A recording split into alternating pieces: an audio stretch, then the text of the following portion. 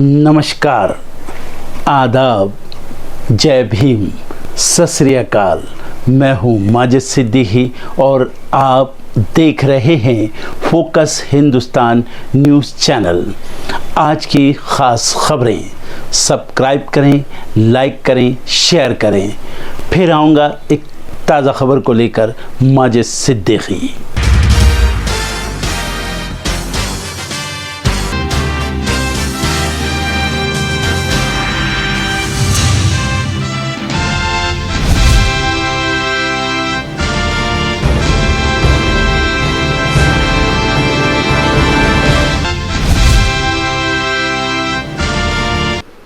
चलिए दोस्तों, मेरे साथ इस वक्त साधु प्रभाकर नौजवान।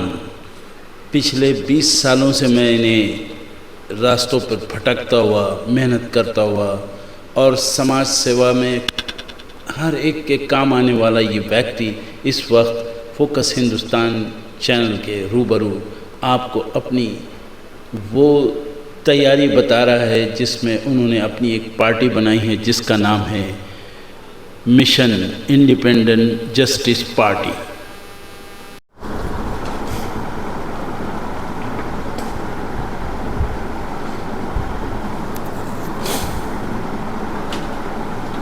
प्रभाकर, ये जो अभी तुम्हारा प्रेस कॉन्फ्रेंस हुआ पत्रकार परिषद में, हाँ सर, तो वहाँ पर सीनियर अरोड़ा साहब, संतोष और कई लोग तुम्हारे साथी थे। हाँ सर, तुमने पार्टी बनाने के लिए क्या तैयारी की है, कैसे तैयारी करेंगे, आगे इसको कैसे बढ़ाएंगे? सर एक्चुअली पार्टी हमें बनाने का मकसद ऐसा है कि हमने 2019 में जब हमने अवार्ड के लिए गया था दिल्ली में, तो तभी ने राष्ट्रपति चुनाव आयोग को सुप्रीम कोर्ट को एक लेटर लिखा था। सुप्रीम कोर्ट को लेटर देने का समय नहीं मिला था, तो मैंने चुनाव आयोग राष्ट्रपति को जो लेटर लिखा उसमें लिखा हुआ था कि हमारे देश की डेमोक्रेसी को बर्बाद करने वाले सभी राजनीतिक दलों ने मिलकर किया, तो हमें किसी भी राजनीतिक पार्टी पर भरोसा नहीं। जब दिल्ली से मैं आने का बाद हमने कुछ तैयारी किया, जो एक 2019 में जो भी इंडिपेंडेंट चुनाव लड़े थे उनका सभी का लिस्ट बनाया। कम से कम 2500 लोग, पूरे हिंदुस्तान में 2500 लोगों का एक लिस्ट बनाया। तो अभी मैं सबसे संपर्क किया था कि 2024 का चुनाव हम सभी इंडिपेंडेंट उम्मीदवार मिलकर लड़ेंगे। तो उसमें से बहुत से लोग बोला नहीं, एक पार्टी बना लो, हम लोग पार्टी के माध्यम से हम लोग चुनाव लड़ेंगे।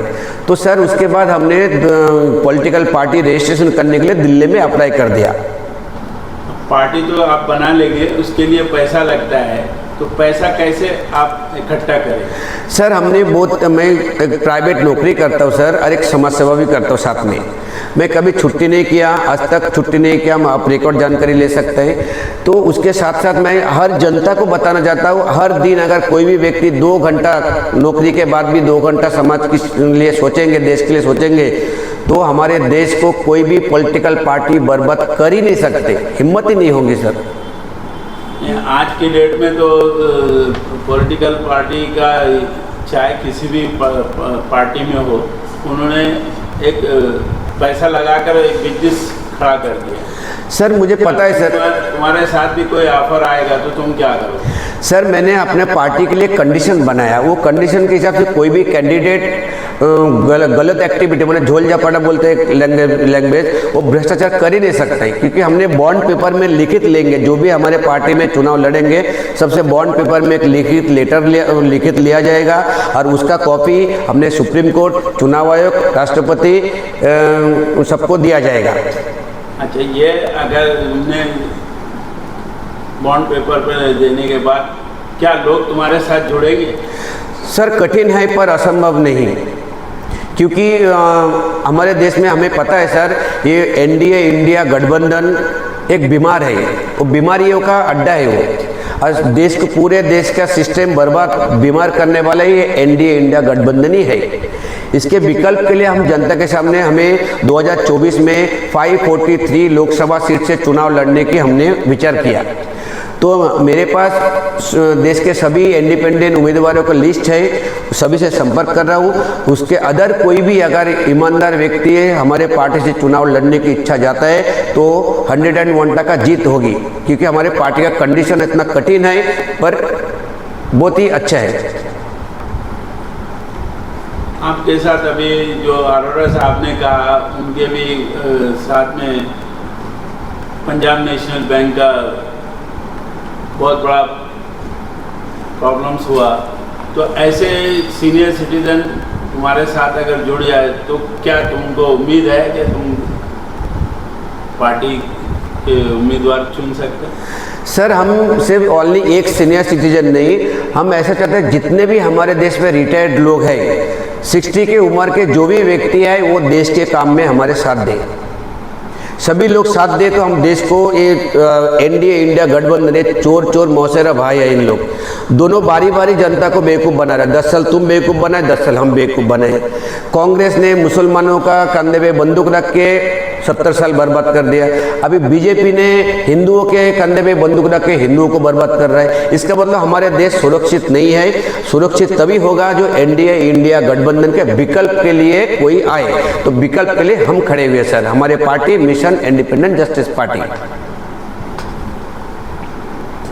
ये पार्टी जब तुमने रजिस्टर किया तो अब इसका सिंबल कैसे बनाओ? सर, सिंबल के लिए अप्लाई किया है, शायद जनवरी में मिलेंगे सर। ये जनवरी 2024 में सर। अभी तुम्हारे जो साथ में लोग जुड़ रहे हैं, युवा भी है या सीनियर सिटीजन?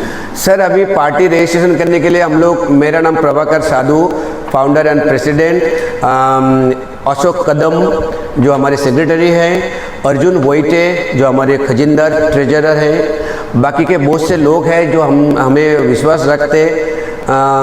ऐसा हम लोग पार्टी की शुरुआत का है। 106 लोग तो हमारे साथ है, बाकी के और भी लोग जुड़ चुके हैं, ऐसा सर।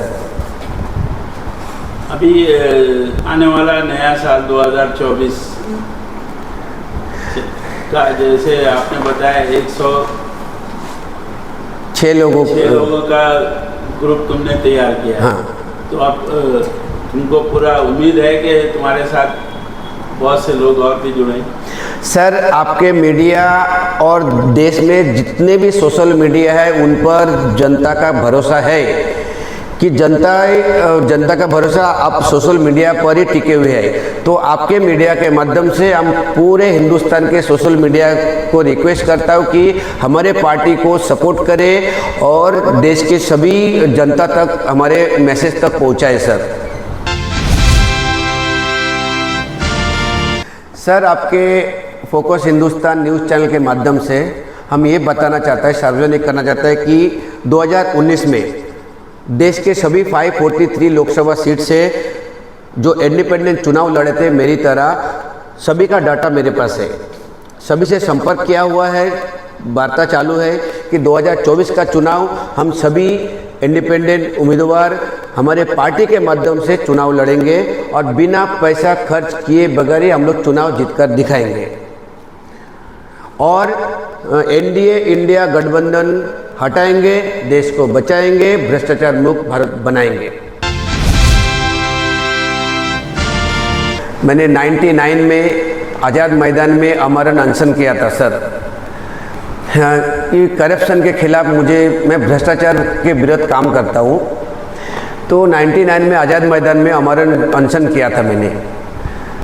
उस टाइम सर वाईसी पवार जो डीसीपी साहब थे, उनसे मुझे आज़ाद मैदान के जो इंचार्ज थे उन्होंने मुझे मुलाकात करवाया था।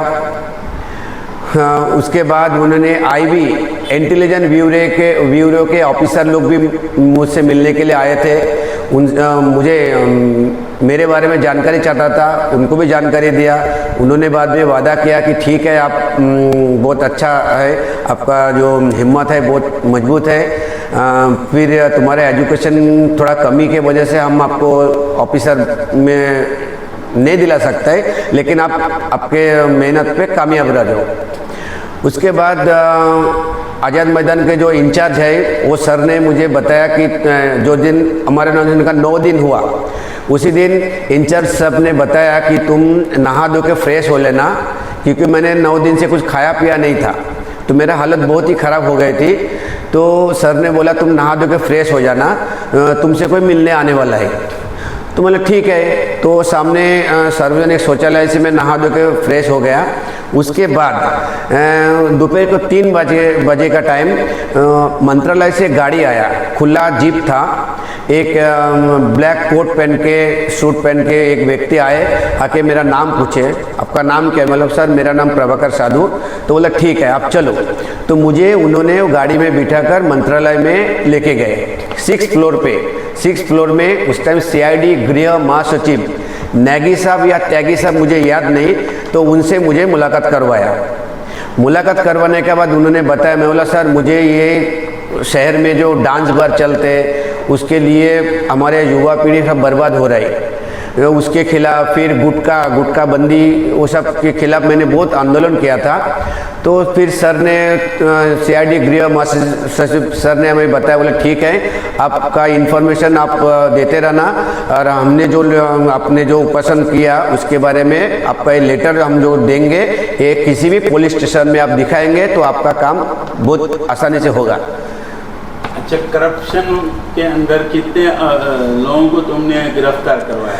सर आज तक मैंने कम से कम 12 से 13 लोगों का हमने सस्पेंड करवाया। हमने एंटी करप्शन को इन्फॉर्म करके, तो 2-3 तो पेपर में भी आ चुका है। रेलवे वाले को 2 जन उसका पेपर में आया था, और भी एक एंटी करप्शन से देखे उसका भी पेपर में आया, तो 13 लोगों का हो चुका है। और एक SBI बैंक का भी और एक लेडी को मैं सस्पेंड करवाने का पूरा तैयारी कर लिया, क्योंकि बैंक में जो घोटाला होता है, मेरा 500 रुपये चोरी किया था वो एक बैंक कैशियर ने। मैनेजर को ट्रांसफ़र करवा दिया, लेकिन कैशियर को अभी किया नहीं। मैंने RBI में कमिश्नर को, पुलिस कमिश्नर, RBI SBI में लेटर लिख के रेडी रखा सर, अभी और भी करना है। इसलिए सर पूरे देश का भ्रष्टाचार समाप्त करने के लिए मैंने एक कदम उठाया, जो पॉलिटिकल पार्टी के माध्यम से मिशन इंडिपेंडेंट जस्टिस पार्टी स्थापना किया। मिशन उठाया, क्या तुमको इसमें डर लगता है?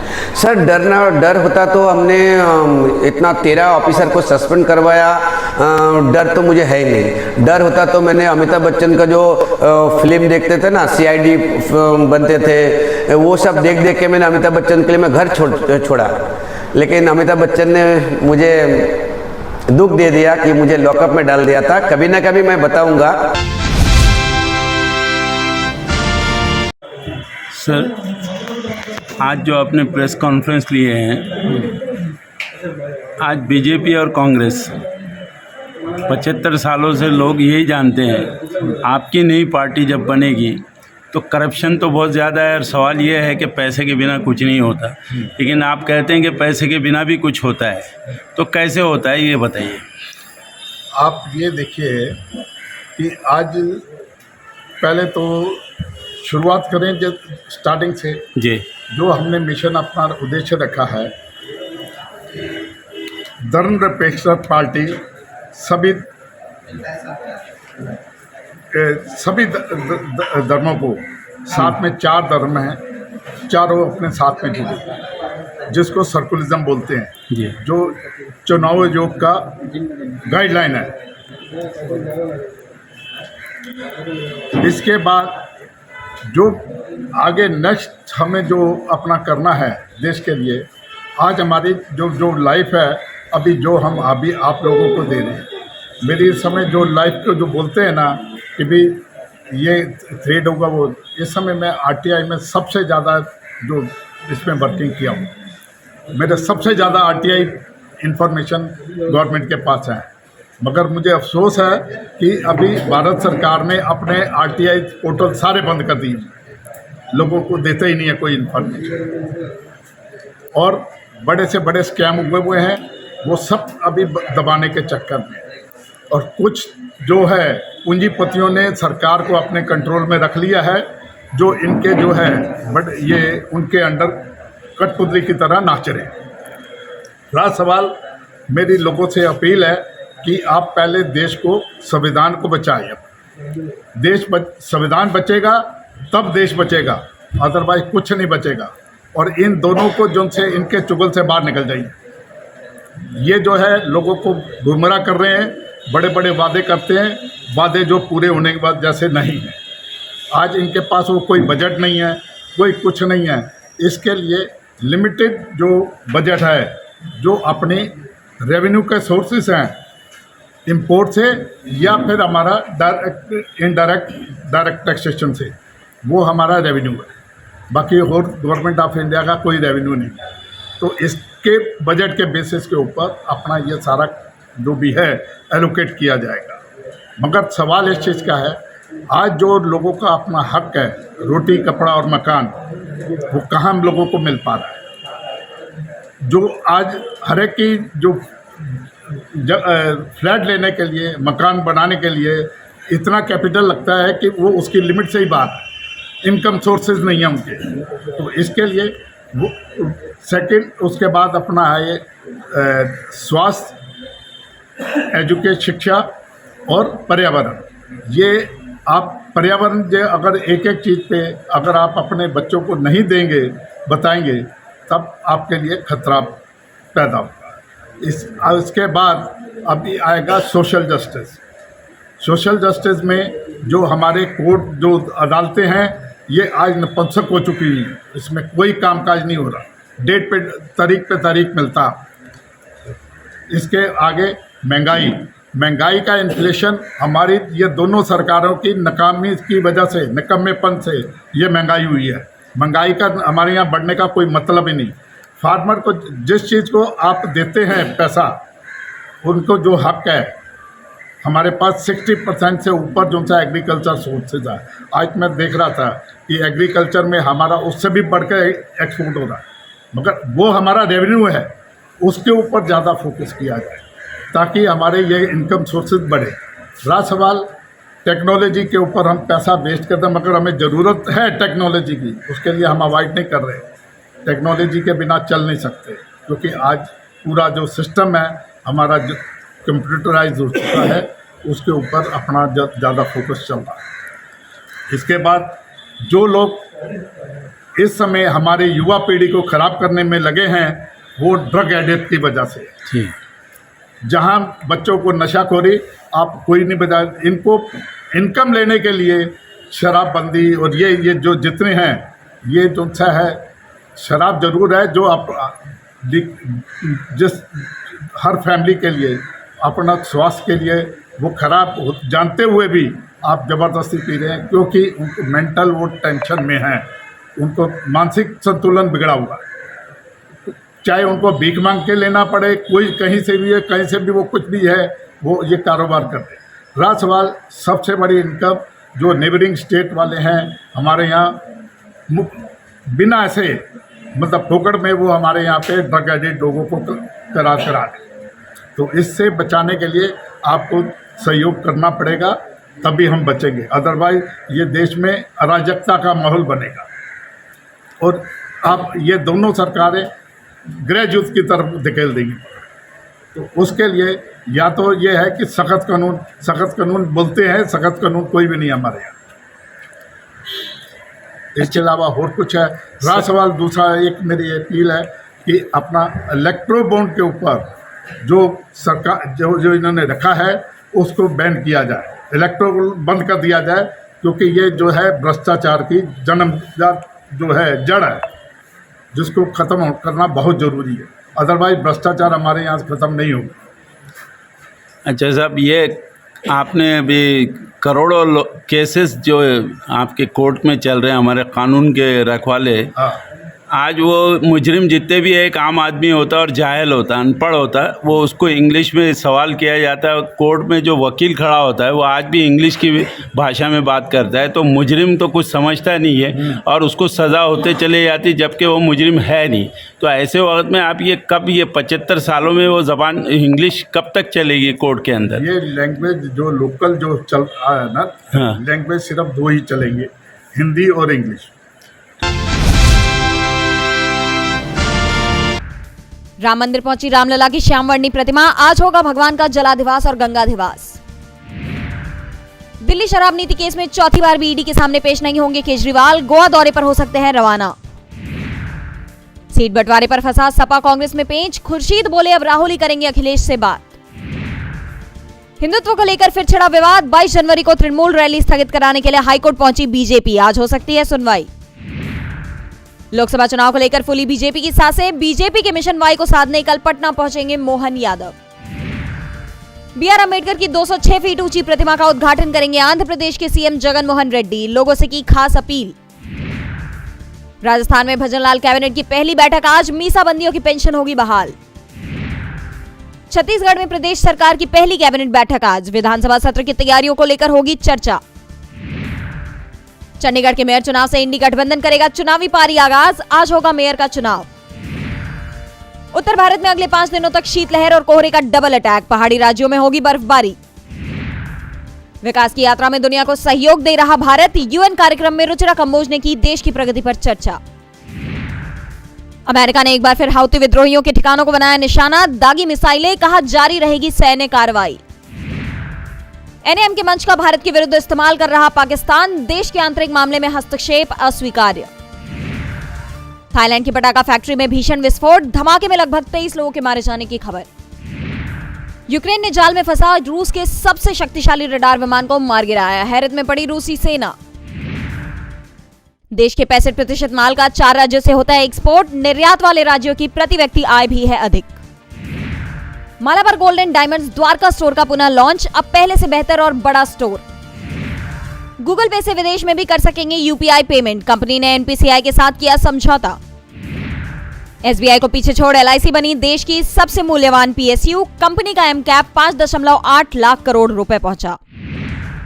एयरपोर्ट पर जमीन पर यात्रियों के खाने के मामले में बीसीएएस का एक्शन। इंडिगो पर लगाया 1,20,000 करोड़ रुपए का जुर्माना।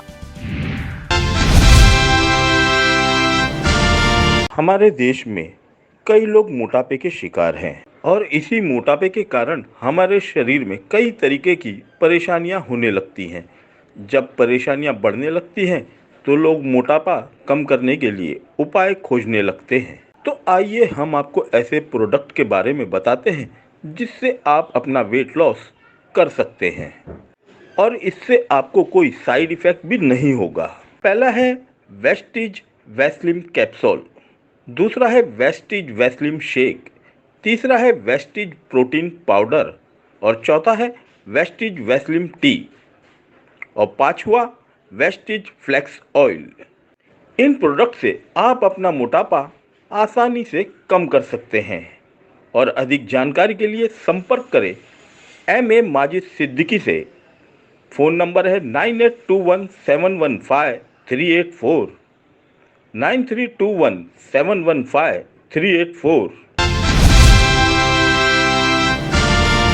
दर्शकों, देख लिया आपने हमारे वीडियो को। हमें खुशी होगी कि आपने हमारे न्यूज़ को लाइक किया और दूसरों को शेयर किया। अगर अभी तक हमारे चैनल फोकस हिंदुस्तान को सब्सक्राइब नहीं किया है तो तुरंत सब्सक्राइब करें, कमेंट करें और बेल आइकॉन को प्रेस करें। हम हाजिर हैं खबर के लिए।